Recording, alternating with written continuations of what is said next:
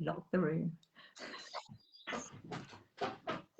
Brilliant. We should be live, Josie. Gosh, what a kerfuffle. This is our third attempt to do a shared Facebook Live. But we're finally here, and I'm with my good friend Josie Truelove. And today's theme we're going to talk about is about where to meditate. So just a quick recap on what we've been doing so far. So this is the meditation mini-series. You voted for this inside of the Peace Project, and it's all about helping people get a taster and a flavor about meditation. But also, for those of you that already perhaps have a practice, it might be just a little reminder. And we do it in the morning. We're doing it for the 5 mornings this week. Just a little 10-minute reminder. And I brought Josie on today because we're actually going to do a workshop later together in the year, aren't we? We're going to work together. We are, yes. Yes. And so I wanted people to be able to have the chance to get to know you. But just very quickly, how long have you been meditating for? So, well, I've been meditating, it must be about 20 years now when I started my meditation. And actually, I was probably meditating before then, but didn't realise that's what I was doing. But I'm a complementary therapist, so I started practicing my complementary therapies 20 years ago. And part and parcel of that is you start to look into meditation, because it's a really important part when you're working with people on a therapy side, that you actually come out of your own stuff and you stay in stillness. So you join with the person. So 20 years actually learning meditation, but before that, a bit like you, Becky, so coming from a farming background, working with horses for many years, you actually learn when you work around any animals really about how the stillness and the calm, they read you, they mirror you. And if you turn up upset and angry, they'll mirror that back to you. So actually unconsciously, you're in awareness around horses, because they're big, powerful animals, to be with them. Yeah. So so in this mini series, I've been sort of covering the what, I'm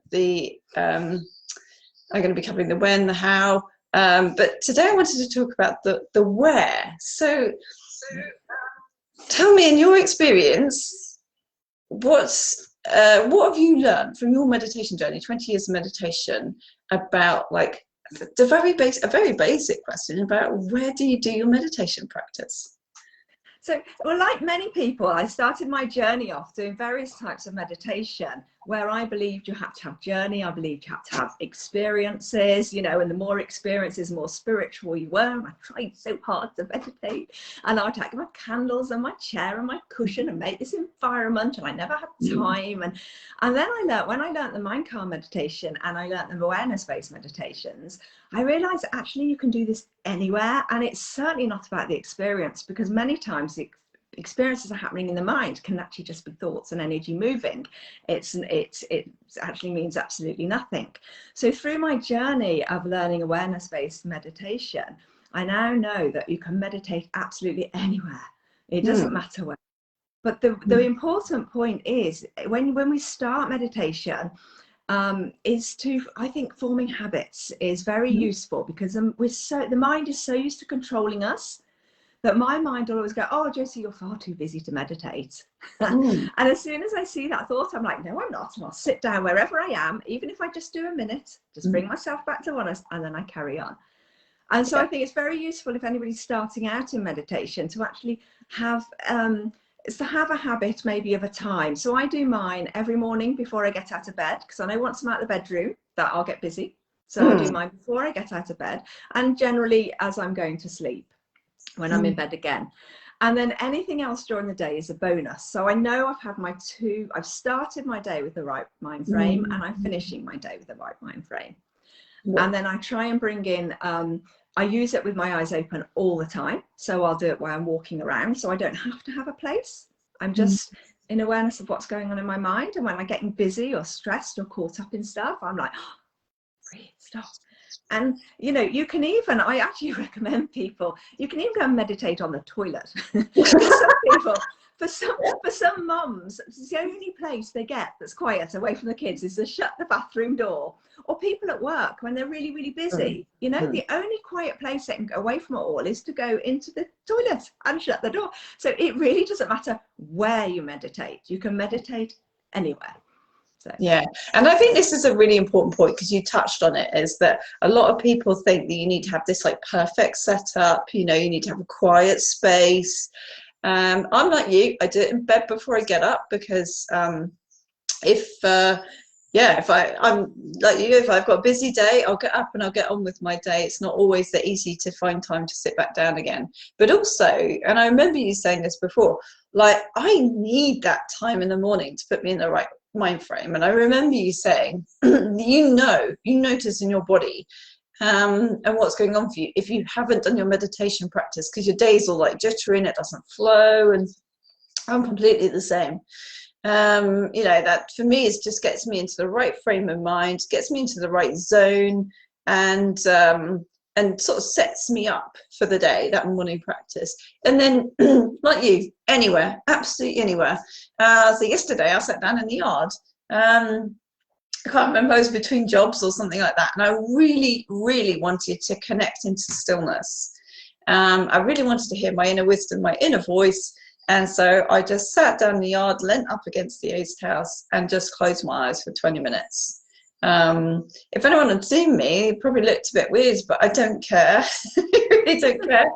I've got clients that go and sit in their car at lunchtime. They might go and drive somewhere. This is when they were in the office, so maybe different now, but and they would go and drive somewhere, and they would just close their eyes for 10-15 minutes at lunchtime and do some meditation then.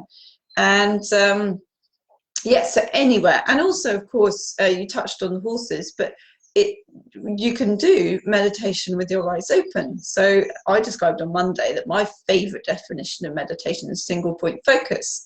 But you can be single point focus about anything. It can be gardening, or it can be a sport, or it can be spending time with pets. You know, for us it would be horses. It can be when you're listening to someone speak. Maybe you're immersed in a piece of music. Like, it's not just, you know, you don't have to shave your head and wear an orange robe and light your incense and get your rosary beads. Wonderful those things are, but don't use that as an excuse to not do it. Yeah, absolutely. And it's meditation. A lot of people, if you don't know, using, because I often use peripheral vision, be it awareness from my heart, peripheral vision. So it's an actual sight. It's just an awareness of the space around me. Sometimes it's my head, sometimes from my whole body. But what people don't haven't realized, peripheral vision is actually induces a relaxation response, actually, you know, activates a parasympathetic nervous system. So when we've been indoors all day, and sometimes just stepping outside and into nature where you've got a horizon, and you know automatically, it naturally induces the peripheral vision. And this is a state of instant relaxation response before the mind comes in again. So sometimes, just if you've been stuck in the office all day, just stepping outside the front doors and having the vision in nature is where you can just stand for a few minutes and just enjoy a few minutes meditation. And the important thing is meditation, for me, it's an exercise rather than getting peace in that 10 minutes or 20 minutes. So for me, it's an exercise I do every day to exercise my focus muscle. So I'm more aware of my thoughts and the mind chatter that you spoke about in the last yesterday's Peace Project. So I'm aware of my mind chatter, and when I'm aware of it, I can actually do something about it.